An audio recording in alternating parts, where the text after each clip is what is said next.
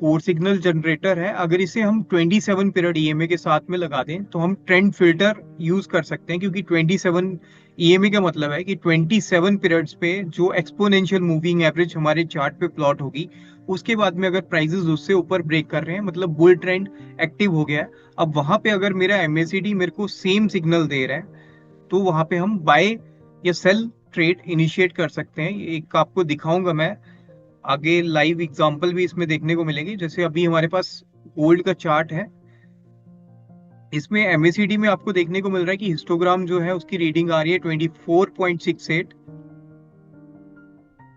मैं लेजर से कर लेता हूँ। देन एमएसीडी की रीडिंग जो आ रही है वो 308.55 आ रही है, सिग्नल की आ रही है 283.87, और ईएमए जो 27 प्लॉट कर रखी है उसके ऊपर प्राइसेस सस्टेन कर रहे हैं। मतलब इस वाली जगह पे हाई चांसेस हैं कि अगर एमएसीडी में कुछ सिग्नल्स आते हैं वो ज्यादा देर सस्टेन करेंगे और उसके जो रिजल्ट्स आएंगे वो ज्यादा फेवरेबल होंगे कंपेयर टू जब हम नेकेड एमएसीडी यूज करते हैं, सिंपल एमएसीडी को यूज करते हैं। अब इससे पहले अगर हम देखें, जो प्राइजेस जो है आरएसआई के साथ भी यूज किया हुआ है हमने, जब आरएसआई की रीडिंग हमारी 50 से नीचे है और एमएसीडी लाइंस जो दोनों लाइंस है, MACD line and signal line zero line के नीचे है, वहां पे प्राइसेस जो है वो स्ट्रगल कर रहे हैं 27 ईएमए के ऊपर सस्टेन करने के लिए। लेकिन जैसे ही हमारा दोनों lines, MACD line and signal line जो है ये जीरो लाइन से ऊपर ट्रेड करती है, तो आपको ब्रेकआउट देखने को मिलता है गोल्ड के चार्ट पे। तो ये कॉम्बिनेशन में स्ट्रेटजी को यूज कर सकते हैं। इसमें तीन चीजें ध्यान में रखनी है। पहली कि प्राइसेस जो है वो 27 ईएमए से ऊपर क्लोज होने चाहिए। नेक्स्ट कैंडल उसके हाई के ऊपर अगर चलती है तो हम ट्रेड लेंगे। देन उसके बाद में एमएसीडी की जो दोनों लाइंस है, ब्लू एंड ऑरेंज कलर की MACD line and signal line, वो हमारी जीरो लाइन से अब होनी चाहिए। थर्ड, आरएसआई की वैल्यू जो है वो 50 से ऊपर हो, तो बहुत ज्यादा पॉसिबिलिटी होती है वहां पे कि ट्रेड जो है वो काफी फास्ट मोमेंटम के साथ हमें देखने को मिलेगा। ये इसके रूल्स हैं। Prices above 27 EMA, up trend confirm हो गया। MACD line crosses above signal line, bullish crossover है। जीरो लाइन से ऊपर रहेगा तो स्ट्रॉन्गर सिग्नल है, जीरो लाइन से नीचे है तो वीक सिग्नल माना जाता है। आरएसआई 40 से 60 है, ओवरबॉट जोन में नहीं है, तो मतलब मोमेंटम बिल्ड हो रहा है, वहां से हमें एक अच्छा मोमेंटम बनता हुआ दिख सकता है। नेक्स्ट कैंडल जब ओपन करती है, फोमो में ट्रेड नहीं लेना। जब फर्स्ट कैंडल जो हमें, जिसे हम वॉच कर रहे हैं, जब वो क्लोज हो जाए तो उससे जो वेरी नेक्स्ट कैंडल होगी, जब उसका वो हाई ब्रेक करेगी तो हम उसमें ट्रेड इनिशिएट कर सकते हैं। ये तो हो गया हमारा बेसिक जो एमएसीडी को हम यूज करते हुए आए हैं। सेम सेल के केसेस में भी ऐसे ही होता है कि जब शॉर्ट के सिग्नल्स होंगे उसमें ईएमए के नीचे प्राइसेस सस्टेन करने चाहिए। एमएसीडी जीरो लाइन के नीचे बेयरिश क्रॉसओवर देगा तो स्ट्रॉन्गर सिग्नल होगा। जिस तरीके से बाय का था उसका ऑपोजिट सेल का हो जाएगा। और स्टॉप लॉसेस कैसे प्लेस करने हैं? स्टॉप लॉसेस को स्विंग लो जो बाय साइड में अगर लेंगे तो जो रिसेंट स्विंग लो होगा उसके नीचे हम स्टॉप लॉस प्लेस करेंगे। वो भी मैं जब लाइव चार्ट्स पे चलूंगा उस समय आपको समझाऊंगा कि एटीआर के साथ हम कंबाइन करके स्टॉप लॉसेस को प्लेस कर सकते हैं और उससे काफी अच्छे जो मार्केट में हमारे स्टॉप लॉसेस हंट होते हैं उससे हम बच सकते हैं। और इस केस में हमें कभी भी 1 से 2% से ज्यादा जो आपका ट्रेड है उससे ज्यादा का लॉस नहीं करना है। स्टॉप लॉस जो है वो 1 से 2% होना चाहिए आपकी ट्रेड वैल्यू का। एटीआर को यूज कर सकते हैं, वो मैंने आपको बोला कि मैं जैसे लाइव चार्ट्स पे चलूंगा तो उस समय हम डिस्कस करेंगे कि एटीआर के साथ कैसे कर सकते हैं। मिनिमम रिस्क रिवॉर्ड रेशियो 1:2 होना चाहिए। मतलब अगर आप ₹1 का लॉस कर रहे हैं तो आप ₹2 का प्रॉफिट उस ट्रेड में कम से कम बुक करेंगे। और टारगेट्स जो हैं वो रेजिस्टेंस के साथ में कोइंसाइड अगर करते हैं तो वैसे यूज कर सकते हैं। प्लस हम फिबोनाची के लेवल जो है वो भी यूज कर सकते हैं। पार्शियल एग्जिट अगर लेना है तो 1:1, उसमें भी 1:1.5 रेशियो पे मिनिमम आपको लेके चलना है। प्लस स्टॉप लॉसेस को मूव करना है ब्रेक इवन की तरफ, क्योंकि मार्केट में प्रॉफिट हर कोई कमाता है, जब लॉसेस की बारी आती है तो लॉसेस को मिनिमाइज बहुत कम लोग कर पाते हैं। अब जैसे ये आपके सामने चार्ट्स हैं, इस केस में क्या है कि प्राइसेस जो हैं ये एक रेंज में है। लाइन ब्लू कलर की लाइन आपको दिख रही होगी, ये बहुत सिंपल पैटर्न है, higher highs and higher lows. इस पैटर्न में क्या होता है कि जब प्राइसेस हायर हाई को ब्रेक करती है उस समय, जैसे ये फर्स्ट हाई है, ये सेकंड हाई है, तो जब मैंने देख लिया कि कंफर्मेशन हो गई यहाँ पे, इस पॉइंट ऑफ टाइम पे इसके हाई के ऊपर मैं ट्रेड ले सकता हूं अगर एमएसीडी मेरे को सिग्नल देता है बाय का। एमएसीडी में सिग्नल आता है बाय का, अब उस केस में मेरा स्टॉप लॉस कहाँ पे होगा? एक तो मेरा स्विंग लो ये है और एक स्विंग लो ये है। अगर मैं ट्रेड इस जगह इनिशिएट करता हूं तो मेरा ये स्विंग लो जो है इसको स्टॉप लॉस प्लेस करेंगे एटीआर के साथ ऐड करके। लेकिन अगर मैं एंट्री ले लेता हूँ इस वाले पॉइंट पे, क्योंकि यहाँ पे भी प्राइसेस ईएमए से ऊपर ब्रेक करके क्लोज करी, देन वेरी नेक्स्ट कैंडल ने उसका हाई ब्रेक किया, तो हम जैसे वो हाई ब्रेक करेगा तो हम ट्रेड ले लेंगे। उस केस में मेरा स्टॉप लॉस होगा रीसेंट स्विंग लो, वो है ये कैंडल। अब इस कैंडल के नीचे अगर मेरा स्टॉप लॉस है तो यहाँ से मार्केट जैसे ही मूव करेगी अपसाइड में, उसके बाद में प्राइसेस पुल बैक लेते हैं, तो पुल बैक में हम वापस से एवरेज डाउन कर सकते हैं। लेकिन अगर एवरेज नहीं भी करनी है तो मेरा जो स्टॉप लॉस है उस स्ट्रिक्ट स्टॉप लॉस के साथ मैं यहाँ पे ट्रेड जो है वो ले सकता हूँ। अब इस केस में मेरा जो लॉस है वो ये रहेगा, कितने पॉइंट्स का है? 1190 पॉइंट्स। रिस्क रिवॉर्ड कितना होना चाहिए? 1:2 रेशियो पे होना चाहिए, तो 1190 इंटू 2 करेंगे तो 2380, और यहाँ पे जो मूव है ये ऑलमोस्ट 2390 2892 पॉइंट्स का मूव अपसाइड का हमें देखने को मिला गोल्ड में। तो इस तरीके से आप अपने चार्ट्स पे जब आप इसको प्रैक्टिस करेंगे तो आपको समझ आएगा कि हम किस तरीके से मल्टीपल वे में यूज करके एमएसीडी को हम अच्छे ट्रेड्स जो है वो आइडेंटिफाई कर सकते हैं। अब एडवांस एमएसीडी स्ट्रेटजीज में हम 4 स्ट्रेटजीज को यूज करते हैं। इसमें फर्स्ट जो है हमारी डाइवर्जेंस है। डाइवर्जेंस क्या होती है? डाइवर्जेंस होती है बेसिकली 2 टाइप की डाइवर्जेंस होती है, एक बुलिश डाइवर्जेंस है, एक बेयरिश डाइवर्जेंस है। इसको इस तरीके से समझते हैं कि जैसे अगर prices higher high higher low बना रहे हैं और एमएसीडी जो है वो लोअर हाई लोअर लो बना रहा है, इट मींस कि एमएसीडी सिग्नल जो है वो दिखा रहा है कि सेलिंग साइड आना चाहिए प्राइस, और प्राइसेस जो है वो अपसाइड में मूव कर रहे हैं। अब इसका मतलब क्या होता है? इसका मतलब ऐसा क्यों होता है? ऐसा इसलिए होता है कि जब प्राइसेस हायर हाई बना रहे हैं तो मतलब ये जो पहला हाई उसने बनाया इसमें जो स्ट्रेंथ थी बायर्स की, बुल्स की, वो सेकंड वाले हाई में उतनी ज्यादा स्ट्रेंथ के साथ बायर्स नहीं है, वहां पे सेलर्स जो है वो डोमिनेट कर रहे हैं बायर्स को। इसी वजह से हमें डाइवर्जेंस देखने को मिलती है। अब जब डाइवर्जेंस देखने को मिलती है तो ऐसे केसेस में क्या होता है कि प्राइसेस जो है बुलिश वाले केस में लोअर लो बनाते हैं, एमएसीडी हायर हाई बनाता है, क्योंकि सिग्नल हमें एमएसीडी से मिलेगा, प्राइसेस लोअर साइड ट्रेड कर रहे होते हैं, एमएसीडी हायर साइड। तो एमएसीडी इंडिकेट करता है कि यहाँ से प्राइसेस जो है ये हायर साइड, इनमें पोटेंशियल है कि ये अपवर्ड रिवर्सल दिखा सकते हैं और प्राइसेस जो है ये बाउंस विटनेस कर सकते हैं। अब हमें इसे आइडेंटिफाई कैसे करना है? ऐसा नहीं है कि डाइवर्जेंस दिख गया और हमने उसी समय ट्रेड ले लिया। इसमें हमें सपोर्ट लेवल फाइंड करने हैं। अगर वो सपोर्ट लेवल के पास में जाके डाइवर्जेंस दिख रहा है तो वहां पे हाई चांसेस होते हैं कि रिवर्सल देखने को मिलेगा। लेकिन अगर वहां से सपोर्ट लेवल काफी नीचे है तो वो डाइवर्जेंस बढ़ सकता है। तो इसीलिए हमें कंफर्म करना है बुल कैंडल क्लोज का, या फिर सपोर्ट के पास में कुछ रिवर्सल कैंडल फॉर्म होती है तो उस समय हम उसमें ट्रेड में एंटर कर सकते हैं। और वापस से मैं एक चीज अगेन रिपीट करना चाहूंगा कि 1 से 2% से ज्यादा का लॉस किसी भी ट्रेड में हमें प्लेस नहीं करना स्टॉप लॉस।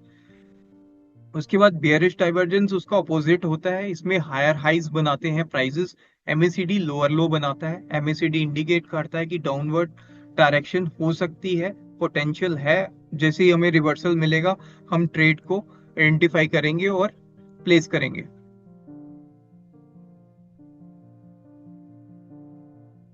अब ये आपके सामने एक लाइव चार्ट मैंने रिकॉर्डिंग करी थी, इसमें क्या है हमें डाइवर्जेंस देखने को मिला।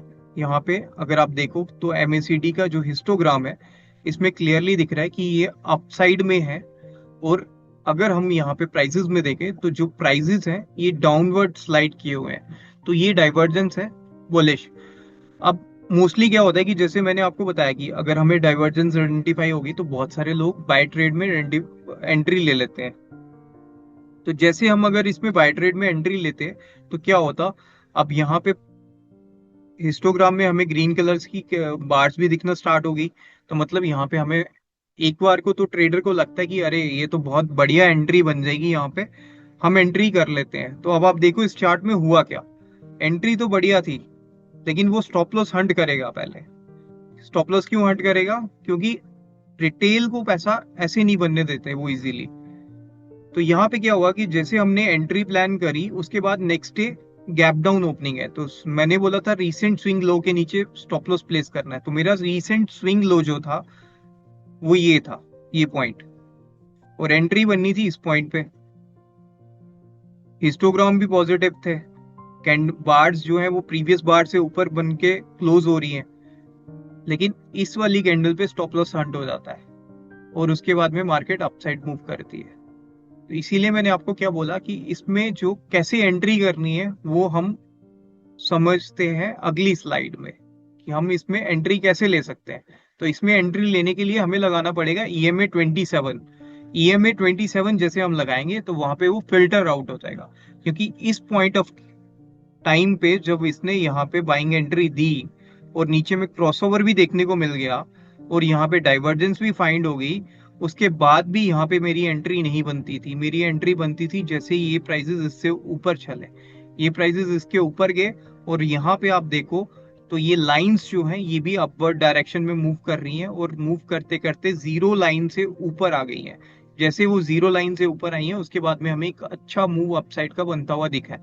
अगर यहाँ पे मेरा मूव मिस हो जाता है, जैसे EMA से काफी ऊपर चले गए प्राइसेस, तो इस केस में मेरे को वेट करना चाहिए कि वो पुल बैक ले और इस EMA के पास में आके ट्रेड करे, ताकि मेरा स्टॉप लॉस जो है वो छोटा बने। क्योंकि अगर बहुत हायर साइड पे चला जाता है ये कैंडल क्लोज होते ही, तो मैं ट्रेड यहाँ पे हाई पे इनिशिएट नहीं करूंगा, पुल बैक पे ट्रेड इनिशिएट करूंगा। उसके बाद में जीरो लाइन क्रॉसओवर्स क्या होते हैं? जीरो लाइन क्रॉसओवर्स होते हैं कि MACD में जैसे हमने देखा कि MACD इस तरीके से बनता है, इसमें हिस्टोग्राम बनता है, तो जहां पे हिस्टोग्राम बन रहा है वो जीरो लाइन है। जीरो लाइन से ऊपर अगर क्रॉसओवर देखने को मिलता है बुल साइड का, मतलब पॉजिटिव क्रॉसओवर होता है, तो वो स्ट्रॉन्ग सिग्नल कंसीडर होता है। अगर जीरो लाइन से नीचे है, जैसे इस केस में आपको देखने को मिल रहा है जहां पे मैंने मार्किंग करी, यहाँ पे MACD लाइन ने सिग्नल लाइन को नीचे की तरफ ब्रेक किया। अब इसी पॉइंट ऑफ टाइम पे आप देखो कि EMA के नीचे है प्राइसेस। मैंने आपको क्या बोला कि अगर EMA लाइन से नीचे रहेंगे तो वो पुल बैक जरूर लेंगे एक बार EMA के पास में, क्योंकि ये मीन रिवीजन होता है। जब प्राइसेस जो है ये EMA से काफी दूर ट्रेड करने लगते हैं तो प्राइसेस में मीन रिवीजन आता है और वो अपने एक्सपोनेंशियल मूविंग एवरेज को टेस्ट करते हैं। ये हमारा एंट्री पॉइंट होता है और जैसे ही एंट्री पॉइंट पे आप देखो यहाँ पे ट्रिगर हुआ, ये रिवर्सल कैंडल फॉर्म हुआ, उसके बाद में अगर आप ये कैंडल के नीचे भी ट्रेड लेते हैं तो काफी अच्छा ट्रेड यहाँ पे हमें मिलता। सिमिलर वे यहाँ पे भी हमें क्रॉसओवर देखने को मिला जीरो लाइन के नीचे, और यहाँ पे भी हमें पुल बैक देखने को मिला सेम प्राइसेस के पास में, और यहाँ पे भी हमारी एंट्री बहुत अच्छी बनती। इस तरीके से हम MACD को यूज कर सकते हैं। ये हमारा सेकंड कॉन्सेप्ट था, जीरो लाइन क्रॉसओवर, कि जीरो लाइन से अबव अगर क्रॉसओवर होगा तो हम बुलिश मोमेंटम में रहेंगे। अगर जीरो लाइन से नीचे हुआ तो मैं सेल में ट्रेड आइडेंटिफाई करूंगा, सेल ऑन राइज करूंगा, ना कि बाय ऑन डिप्स करूंगा। अगर मेरी MACD की दोनों line, signal line and MACD line zero line से अबव है, तो वहां पे मैं बाय एंड डिप्स की अपॉर्चुनिटीज को फाइंड करूंगा। पुल बैक्स आएंगे तो मैं वहां पे बाय करूंगा। अगर जीरो लाइन से नीचे लाइंस हैं दोनों MACD एंड सिग्नल लाइन, तो वहां पे मैं बेयरिश मोमेंटम के लिए ट्रेड सेल अपॉर्चुनिटीज जो है वो फाइंड करूंगा। ये मैं आपको समझा रहा था कि इस तरीके से जैसे MACD जीरो लाइन से ऊपर है तो इस समय जब पुल बैक्स आते हैं, जैसे यहाँ पे दोनों लाइंस है, अब यहाँ पे जब क्रॉसओवर बना तो इस जगह हम आइडेंटिफाई करेंगे बाय ट्रेड। और इसमें सिमिलर वे में हम 1 से 2% का नीचे में SL प्लेस करेंगे। अगर वो SL हिट होता है तो हम ट्रेड में एग्जिट कर जाएंगे। उसमें फिर वो जबरदस्ती नहीं करनी है, मार्केट से फाइट नहीं करना है कि यहाँ पे तो बाय बनता है। जहाँ पे SL हो जाता है, क्योंकि 80% अगर हिट रेशियो है तो 20% SL भी होते हैं, तो मेरे को रिस्क रिवॉर्ड अपना बिल्कुल स्ट्रिक्ट रखना है, डिसिप्लिन के साथ ट्रेड करना है। अब जैसे नीचे में प्राइसेस ब्रेक करते हैं, तो इस वाले केस में मेरे को सेल अपॉर्चुनिटीज फाइंड करनी है जब क्रॉसओवर्स देखने को मिले।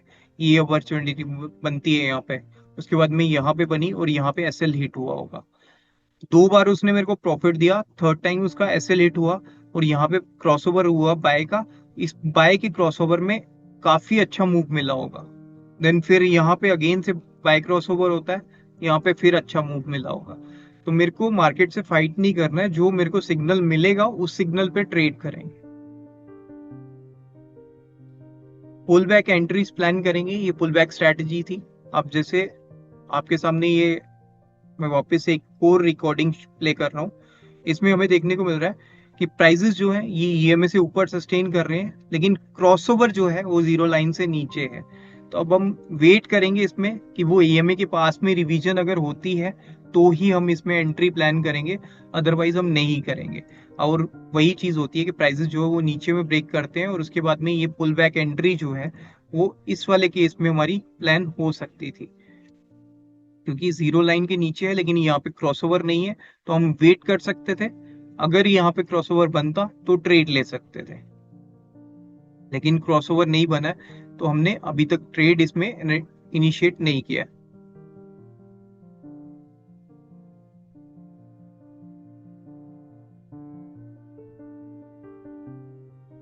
क्रॉसओवर हुआ हमारा जीरो लाइन से ऊपर जाके, देन उसके बाद में जब प्राइसेस नीचे में ब्रेक करते हैं तो वहां पे हम एंट्री प्लान कर सकते हैं। और उसके बाद में आप देखो कि जैसे ही वो नीचे में आके एंट्री प्लान देंगे, वहां से हमें एक अच्छा रिटर्न आता हुआ दिखेगा, क्योंकि 267,000 से प्राइसेस फॉल करते करते 263,000 तक फॉल करके। ये पुराना चार्ट है, अभी लाइव चार्ट में अगर देखें तो सिल्वर के प्राइसेस और भी ज्यादा नीचे ट्रेड कर रहे हैं। उसके बाद में हिस्टोग्राम रिवर्सल स्ट्रेटजी होती है। इसमें क्या होता है कि राइजिंग बार्स होती है। अब डायरेक्टली चार्ट पे चलते हैं, वहां जाके मैं आपको समझाता हूँ। एक बार इसमें एक चीज और इम्पोर्टेंट है कि हम इसे मल्टीपल टाइम फ्रेम्स पे यूज करते हैं। सबसे पहले हम एमएसीडी को देखते हैं weekly and daily time frame पे। वहां पे हमें मैक्रो डायरेक्शन का पता चल जाता है कि मेजर डायरेक्शन क्या है, ट्रेंड क्या है। अगर जीरो लाइन से ऊपर है और हिस्टोग्राम पॉजिटिव है तो मतलब डायरेक्शन पॉजिटिव है। फिर हम 4 आवर और 1 आवर में ट्रेड सेटअप बिठाते हैं कि किन लेवल्स पे कहाँ पे मेरा सपोर्ट बन रहा है, कहाँ रेजिस्टेंस है।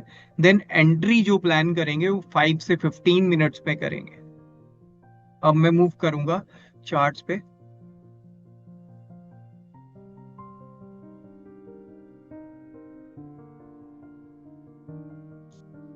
राहुल जी आप कंफर्म करिएगा जब चार्ट्स विजिबल हो।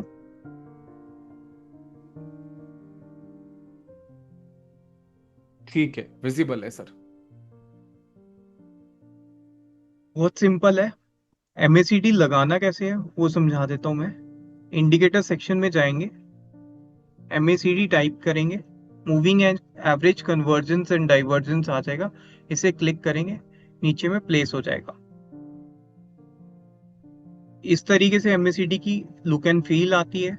ये हमें क्रॉसओवर देखने को मिल रहे हैं। इस लाइन पे डबल क्लिक करेंगे तो हमें समझ आ जाएगा कि एमएसीडी लाइन कौन से कलर की है, ब्लू कलर की है। अगर मेरे को इसमें कुछ भी कलर चेंज करने हैं तो वो क्लिक करके कर सकता हूँ अपनी सहूलियत के हिसाब से। अगर मेरे को लग रहा है कि मैं ग्रीन एंड रेड कलर को यूज करना चाहता हूँ कि ताकि मेरे को समझ आ जाए कि एंट्रीज कैसे होंगी, तो उस तरीके से हम कर सकते हैं। डिफॉल्ट सेटिंग जो आती है फास्ट लेंथ 12 की होती है, स्लो लेंथ 26, उसके बाद में सिग्नल लाइन 9 जो मैंने आपको समझाया। ये फास्ट एंड स्लो लेंथ के साथ हमारा ब्लू कलर की लाइन जो है ये आइडेंटिफाई यहाँ पे बन के आ रही है। अब इस वाले केस में अगर हम देखें, अब इसमें मेरे को क्या प्लान प्लॉट करना है, मेरे को सेकंड प्लॉट करना है इसमें EMA 27। EMA 27 जैसे मैं यूज करूंगा तो एक ग्रीन कलर की लाइन मेरे चार्ट पे आ जाएगी। इसको भी प्लॉट करने के लिए इंडिकेटर सेक्शन में जाएंगे, EMA लिखेंगे तो यहाँ पे मूविंग एवरेज एक्सपोनेंशियल करके आएगा। इसे क्लिक करेंगे तो आपके पास में लाइन ड्रॉ होके आ जाएगी। उस लाइन पे डबल क्लिक करेंगे तो यहाँ जाके आप लेंथ में जाके सेटिंग चेंज कर सकते हैं। इनपुट में जाके लेंथ में जाके 27 लिखेंगे, ओके कर देंगे तो वहां पे आ जाएगा। अब हमारे सामने है सिल्वर का चार्ट। अब सिल्वर के चार्ट को रीड करते हैं, जैसे रिप्ले कर लेते हैं हम इसको, तो हमारे पास आ जाएगा। तो इसमें क्या हो गया कि जैसे प्राइजेस अभी हैं, ये मैंने रिप्ले करा है थोड़ा पीछे में, इसमें प्राइजेस ईएमए से ऊपर सस्टेन कर रहे हैं, बट नीचे में एमएसीडी लाइन को देखो तो एमएसीडी की जो लाइन है वो जीरो लाइन के पास है और सिग्नल लाइन नीचे में है। तो इट मीन्स कि प्राइजेस जो हैं वो अभी भी बेयर ट्रेंड में है। इसमें कैसे पता चलेगा, इसमें इस तरीके से पता चलेगा कि मैंने जैसे आपको बोला कि आप डेली पे जाओ सबसे पहले, तो डेली में हमें समझ आ जाएगा कि डायरेक्शन जो है नेगेटिव है, क्योंकि नीचे में हिस्टोग्राम भी रेड कलर के बन रहे हैं। हमारे पास तीन रीडिंग्स इसमें आ रही है और तीनों की तीनों रीडिंग्स जो है वो नेगेटिव है। एक -1800 है, एक 4485 है और एक 6369 है। तो तीनों की तीनों रीडिंग नेगेटिव है डेली में। इसका मतलब है कि ट्रेंड जो है वो यहाँ पे नेगेटिव है। तो इसका मतलब मेरे को सेल ट्रेड आइडेंटिफाई करने हैं, बाय नहीं आइडेंटिफाई करने इस केस में। लेकिन अभी मार्केट जो है इस समय सिल्वर की EMA 27 से ऊपर सस्टेन कर रही है। तो मतलब मेरा पहला जो फिल्टर था वो मेरे को दिखा रहा है कि यहाँ पे ट्रेंड रिवर्सल है। लेकिन नीचे में MACD जो है ये अभी भी जीरो लाइन से नीचे है। इसमें तीन रीडिंग्स में से एक ही रीडिंग पॉजिटिव है हिस्टोग्राम की, बाकी दो रीडिंग्स नेगेटिव है।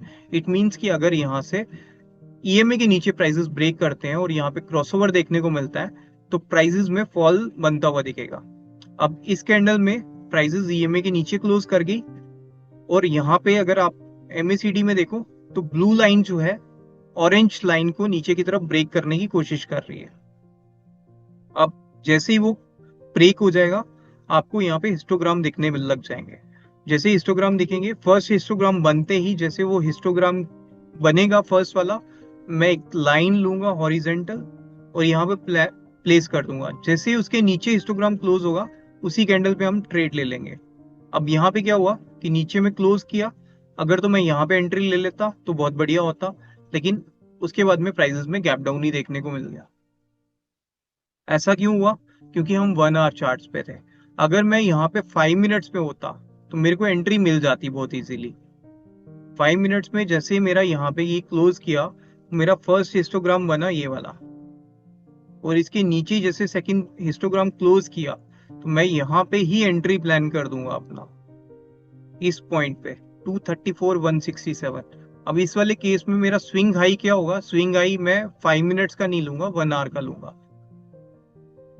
इस वाले केस में मेरी एंट्री जब यहाँ पे बनेगी तो स्विंग हाई है मेरा ये।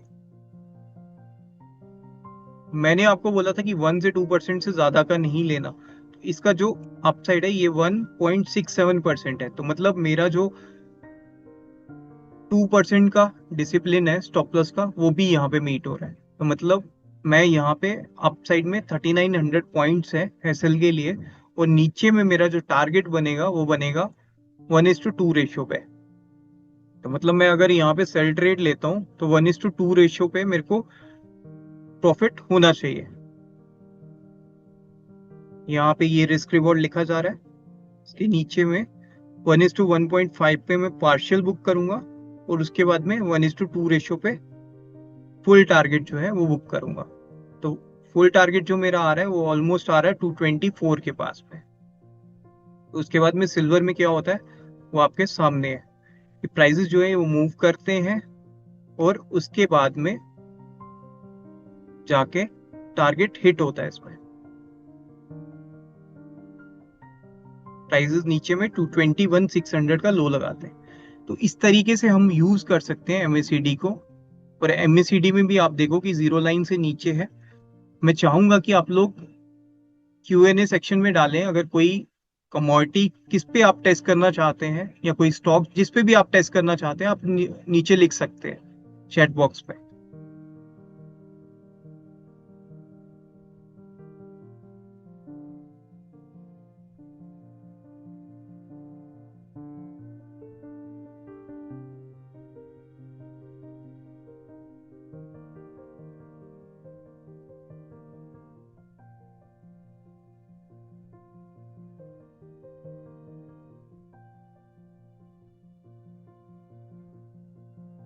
चैट बॉक्स में ये तो लिख सकते हैं कितनों को ये स्ट्रैटेजी समझ आई है, किस तरीके से हम इसे चार्ट्स पे अप्लाई कर सकते हैं और कैसे ट्रेड कर सकते हैं इसके थ्रू।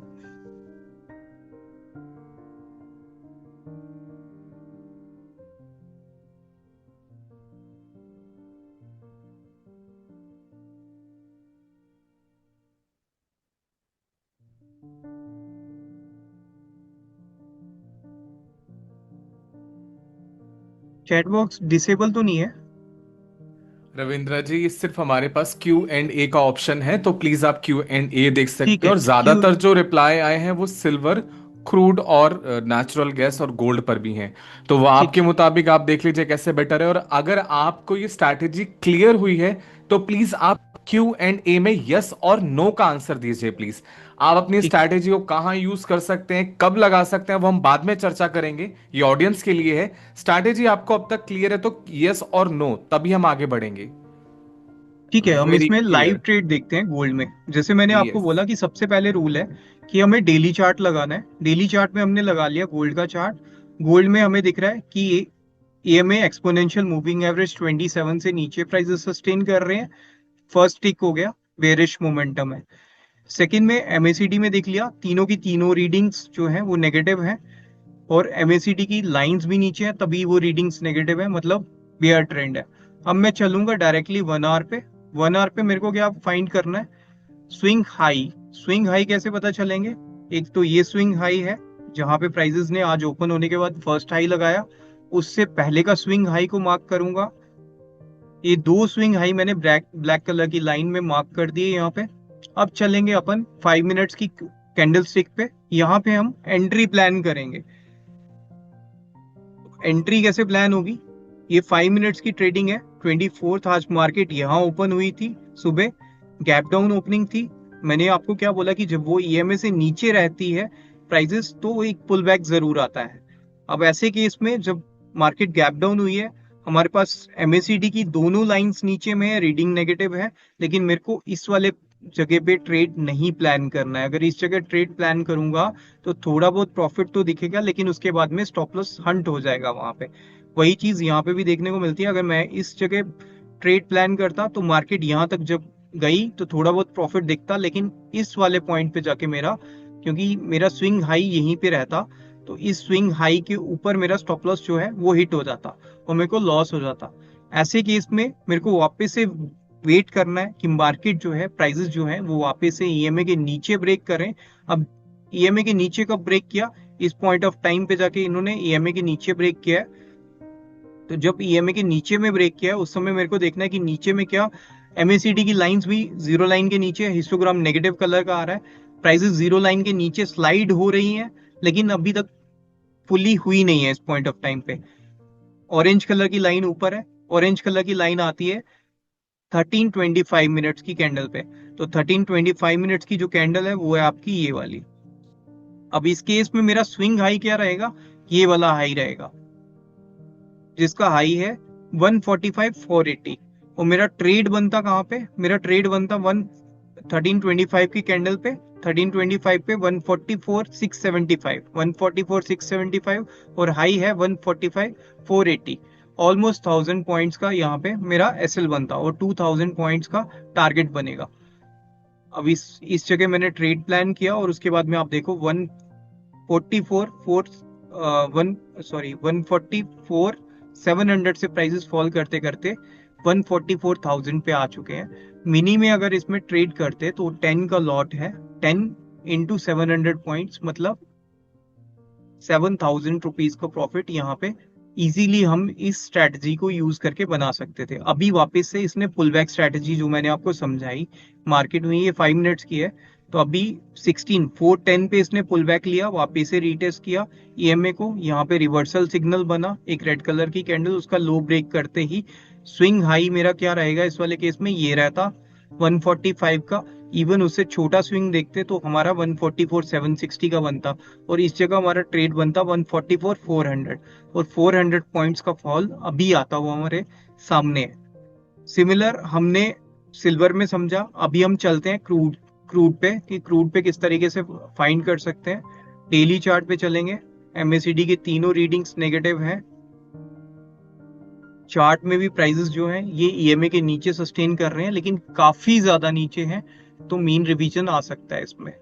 जब प्राइसेस काफी ज्यादा नीचे होते हैं ईएमए से तो मेरे को मीन रिवीजन का वेट करना चाहिए। उसके बाद चलेंगे आर्ली चार्ट पे। आर्ली चार्ट पे भी मेरे को यहाँ से 6826 प्राइसेस चल रहे हैं और 6926, मतलब 100 पॉइंट्स अपसाइड ईएमए है।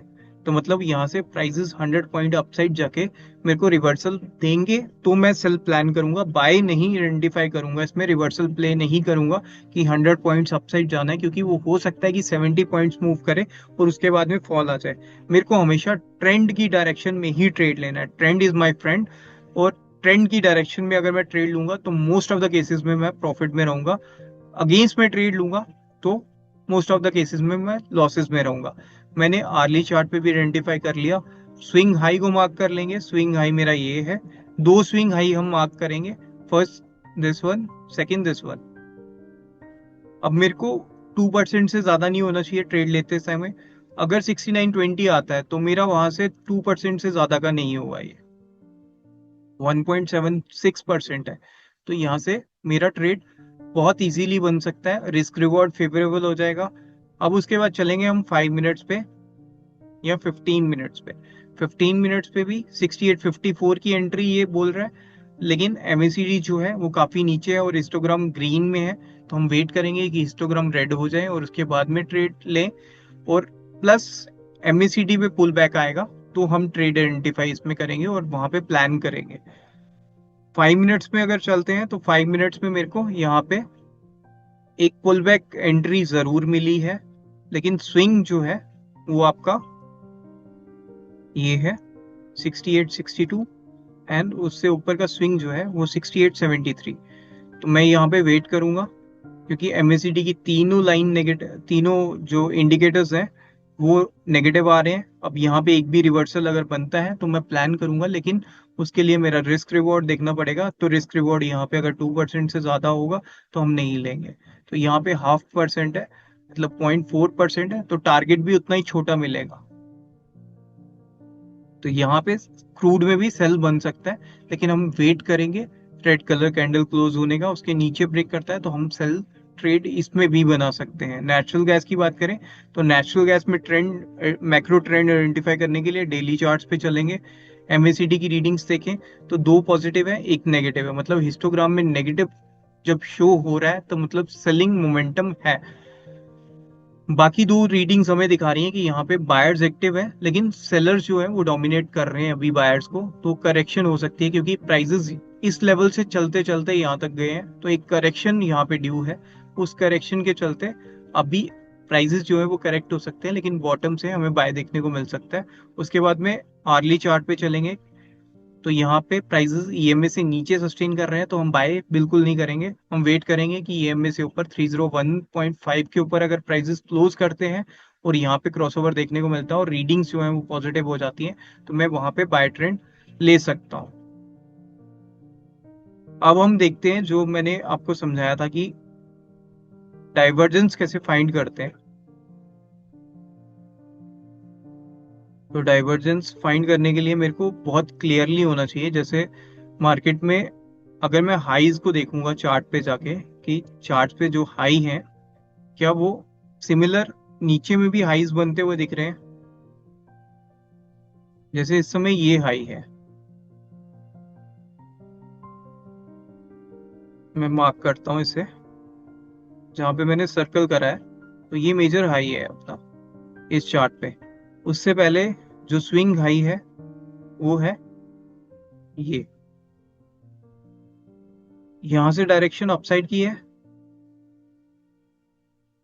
ट्रेंड लाइन ड्रॉ करेंगे तो डायरेक्शन अपसाइड है। उसके बाद में देखेंगे नीचे में सेम पॉइंट्स है, हिस्टोग्राम पे भी अपसाइड है, तो मतलब कोई डाइवर्जेंस है नहीं यहाँ पे। लेकिन इसी पॉइंट पे अगर हम देखेंगे